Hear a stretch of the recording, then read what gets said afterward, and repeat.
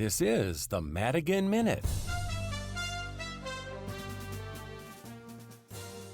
This is the Madigan Minute. I'm here with John Madigan. John is the CEO of Executive Talent Services. Let's talk a little bit more about recruiters in general. Sure. I think it's important to understand what the recruiter's job really is. Their job really is to fill a particular role and work with a particular hiring manager on filling that role. That's their orientation. There may be 200 or 300 people that apply to a job. So a recruiter's challenge then is to screen down a large number of people who may be applying for a particular role and get that down to a fairly small number. Really experienced recruiters sometimes shoot for 3 to 5 candidates that a hiring manager would interview. And so you can see that getting a large number of people down to a small number of people is a real challenge. So most of their focus early on is to screen down or to screen out. And so it's important to understand that that's their job. Their job is not to think about your background and match it to something else. It's to fill the roles that they have and screen a large number of people down to a smaller number of people. Part 2 of this is that often people will ask me if they don't get a position, is it good to ask the recruiter for some feedback? And I caution people about that because a recruiter will give you feedback that's palatable to you. In other words, you don't have the MBA that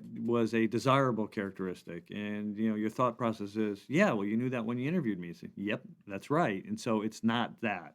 So you have to take with a grain of salt the kind of feedback you get from a recruiter if you ask for it, because it's likely not to be what the feedback you need to hear. And so that's often what we'll do is we'll help people understand what the feedback is and how they can get better without getting derailed by what they hear from a recruiter. Excellent advice. If you'd like more advice and more information on recruiters and the job search process in general, reach out to John and his team right here at Executive Talent Services. You can reach them at www.etshr.com.